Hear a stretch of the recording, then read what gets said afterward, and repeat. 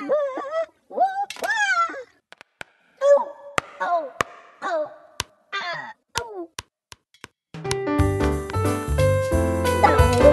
now, it's time for another Dice Tower review with Tom Wässel. Hey folks, today we're taking a look at Lorenzo Il Magnifico. Now this box doesn't really do a lot for me. It kind of looks like meh. But the designers of this game have designed some of my favorite Euro games that are out there. So when people came to me and they said, Tom, this game is excellent, I said, all right, I'll certainly give it a try. And I gave it a try, and another try, and well, anyway, let me show you how the game plays.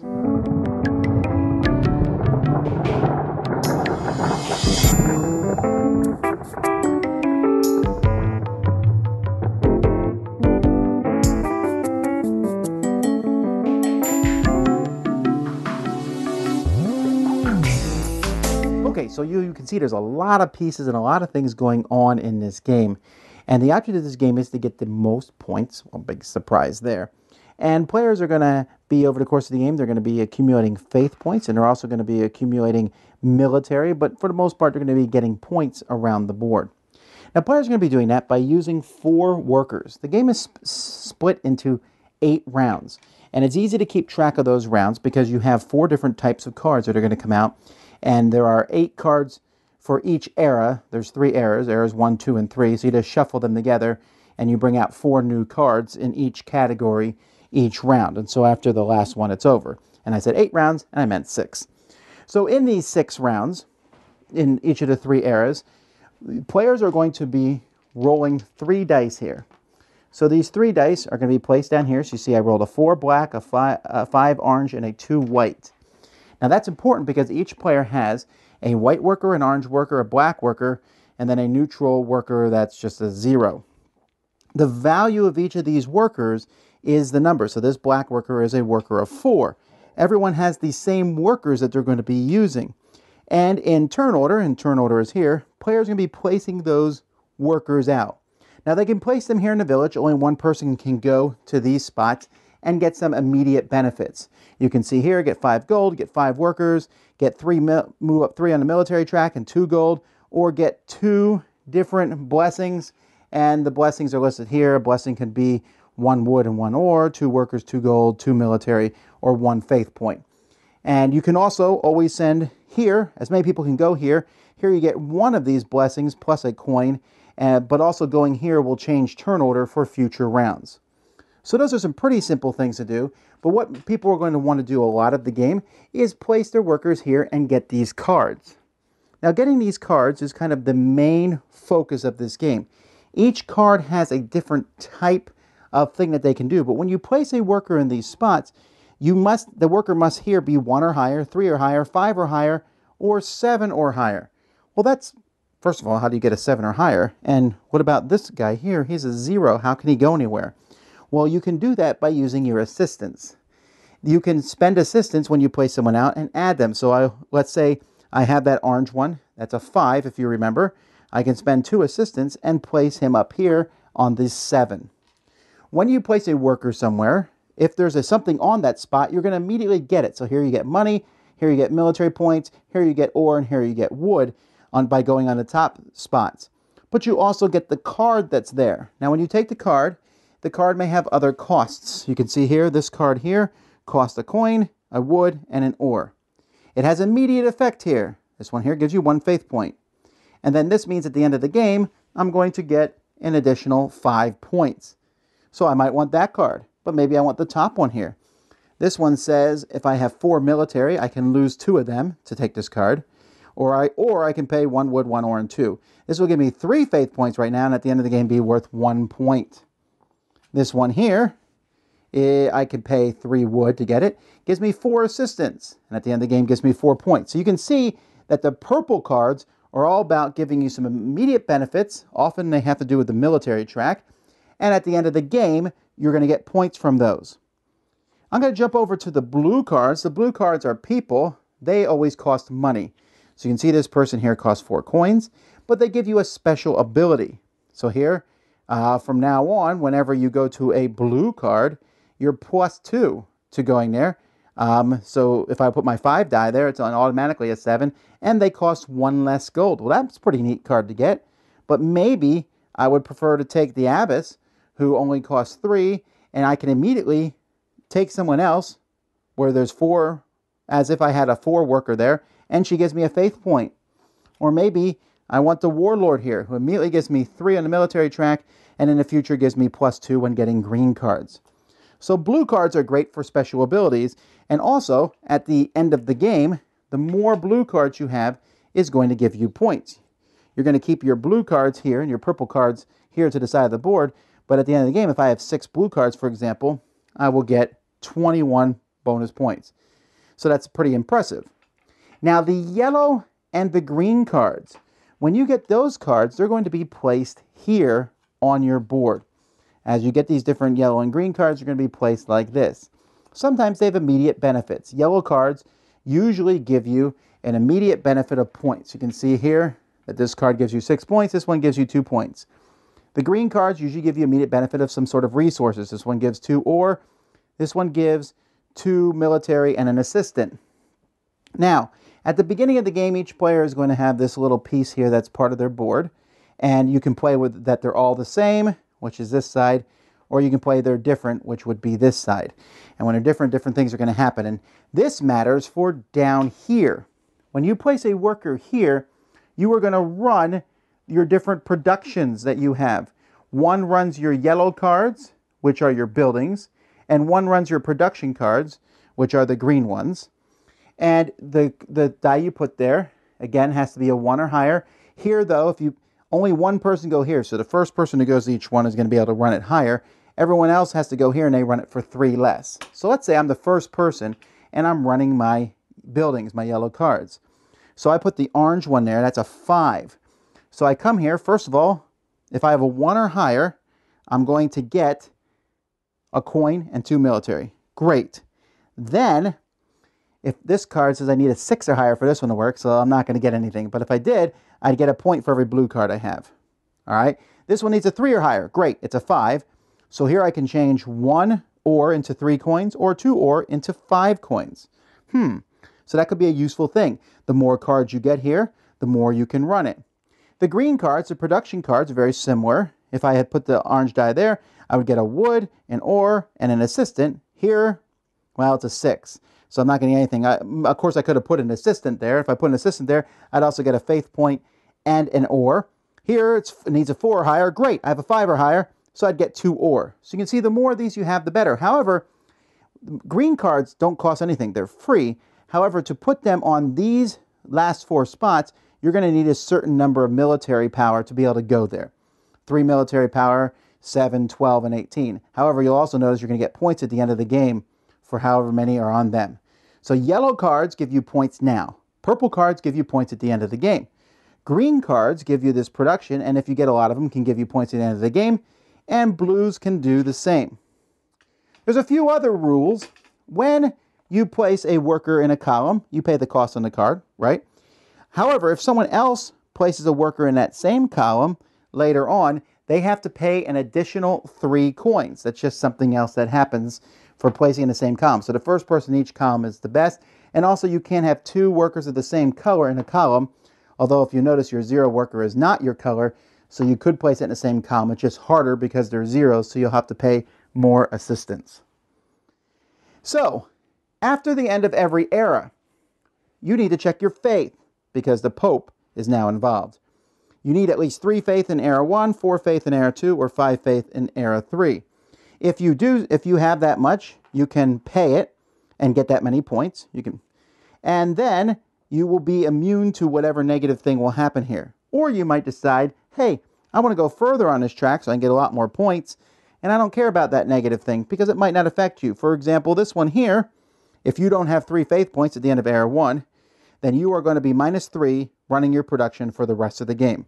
And you'll put one of your cubes here to show that it happens. This one here, if you go here, you can never go to the village again, these 4 spots. This one here, at the end of the game, your blue points aren't going to score you anything. And you might say, well, I don't care, I don't have many blue cards anyway. And these are going to change. These are different each game. You're going to pull out one random one for each one. And so At the end of the game, whoever is the highest in the military track will get some extra points. You can trade in extra resources for points, and then you will get points for your purple cards and your blues, and you add up all your points, and whoever has the most points is the winner. I should also mention that there is an expansion included with the game in which each player is going to get some personages here. And you're going to have these at the beginning of the game, and you're going to get 3 of them, and you're going to look at these people here, these leaders, and these are requirement costs. So for example, this guy requires you of 4 blue cards and 2 green, 4 purple and 2 yellow, 6 of the different resources. At any point, if you have that, you'll be able to put them out, and then you get a permanent ability. It might be something that lets you do something once per round. This guy, for example, your dice are always 5s. This guy always adds 2 to them. Once per round, you can run a production as if you have a level 1. This guy gives you a faith point once per round. And so they're all very different. You can also discard one at any point to get one of these privileges here for free if you don't know what else to do with it. And that's pretty much what the leaders do. They give you kind of some special things to do. Some of them have amazing special abilities, but they're usually much more difficult to pull into play. Like this guy here gives you one of your workers is always a 6, but you need 5 green cards to be able to get him into play. Anyway, that's a mini expansion included with the game. Now, in one sense, there's some problems with this game in that it's just, you know, the whole, hey, it's grinding things out for points, the thing that Z Garcia is always complaining about.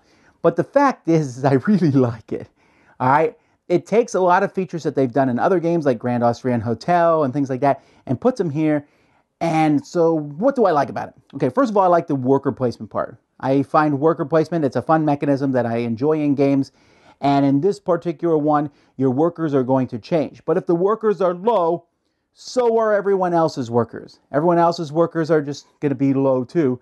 And then you guys got to figure out how to work with that. Are you going to get some more assistants to bring them up? And I think that that whole numbered workers plus the assistants is a pretty neat idea. You're always going to want everything in this game. You're like, oh, I need more assistants to make my workers better. Oh, I need more money because everything costs money and someone else went to the column I went, so I got to pay 3 gold to go there, etc. You're always going to need those other resources too. You need more wood and ore to build the buildings because the buildings are really useful to get points at the end of the game. And this is one thing I enjoy about this game is there's a lot of good things to get, but you can't get it all. You can get 6 blue. You can only have 6 of the most of any of the cards. You can get 6 blue cards. You might even be able to get 6 blue and 6 purple. But you ain't getting 6 blue, 6 purple, 6 yellow, and 6 green. It's just not happening. It's just not physically possible because you don't have enough workers to pull that off. And I kind of enjoy that. Also, people go to the spot you wanted to go. And where do you go each turn? So at some point, you're probably going to go to the turn order spot just so that you're tired of going last. And you have that 0 worker who's pretty much worthless. You can't even put him anywhere unless you put an assistant with him to move him up to at least 1, because every spot on the board needs at least a 1. But, I mean, you might go grab the 5 assistants. Now he suddenly could be a 5 if possible. The strategies seem to be balanced. You can go for a high military and get a lot of purple cards for that boom at the end of the game, so final scoring. Get a lot of points now for yellow, build up a machine. It starts cranking out points. Of course, to do that, you probably need to get your green machine working too. Go for the special abilities that allow you a lot of things at the end of the game. It's a pretty neat game. The pieces work well. It's really easy on your board. You have spots to put your different resources. And you don't need to be looking things up all the time. I mean, the first time each card is put out, you're probably going to say, okay, this is how these cards work. But there's not a whole pile of different things. Like when you saw me explaining them, oh, this one subtracts 2 from purple cards, you know, this one. And after a while, people start getting that. Oh, okay, that's how this works. And since there's no secretivity to the cards, you're putting out 4 cards, you just explain the 4 cards that are there for everybody. Now, because the same cards are going to show up all the time, right? There is 18 different cards of each color that are going to show up. And they're going to show up 18, 8 times 2, 16, 16 times 3, 30, 48. Sorry. Wow, I was really off there. 48 cards of each color.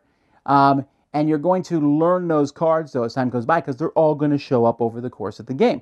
Those cards are going to come. They're going to pop out. And so, obviously, people who played this game before are going to say, oh, I know this card exists, so maybe this card isn't worth getting at any point. But because they come up randomly, there's no way to say this is the first move you should always make, because that card may not be out there. you also don't know what other people are going to do. So there is some certainly back and forth. The game feels a little bit more interactive than it should be because people are placing workers where I want to. Come on, man, stop doing that. There's not a lot of in-your-face-ness to the game other than that, but it feels like enough. Now, I want to take a break here and pause and talk about these leader cards because a lot of people that I've met won't play the game without them. I think I'm kind of there too. The leader cards give you some really nice abilities. They also give you a little bit of focus. What should I do in the game? Well, this leader says get 5 yellow cards. Well, maybe I should do that. Some of the leaders are extremely powerful, and once they come into play, that gives that person, like the one that gives you your 3 workers or 5s, wow, you don't have to worry about assistance ever again for the rest of the game. Seems overpowered, but I don't think so. It seems like they're pretty balanced. I wouldn't know, but again, I really would play with them just if only to differentiate myself from everybody else and say, okay, this person here, I need to get this thing into play to get that. And if nothing else, I can always chuck one of these for maybe a couple assistants that I really needed, which can really come in handy sometimes on the final turn. So there's all these different cards that you're getting. Then there's that faith track. That faith track's interesting because it brings into play that thing that I'm always a big fan of in a game, which is that do this or we will smack you down. Well, that's how this works. I like it in this game, though, because there is that smackdown thing, but sometimes you're like, what do I care? I see that final thing says, I'm not going to get points for my blue cards. I won't get any blue cards this game. Then I don't have to worry about faith, and I can go concentrate on other things. That's a very viable strategy here. Now, for sometimes the thing is so bad, you're like, yeah, definitely I need to get faith points, which makes it interesting because then everyone's fighting over getting the faith points. But you can get them. It's not like you can't do it. You might have to spend actions and things that you were planning to do for other stuff, but you can get the faith points you need. For 1 and 2, it is a guaranteed fact for the first 2 areas that you can. So a lot of what I'm saying may not even make sense to you who have not played this game before, but I will say this is a thinky game. This is a game where someone who's played before was going to whoop up on new people, but it's also a game that doesn't take too long. I'd say it's 90 minutes, maybe 2 hours if you're playing a little bit slower. If you're playing with less than 4 players, it'll definitely be 90 minutes.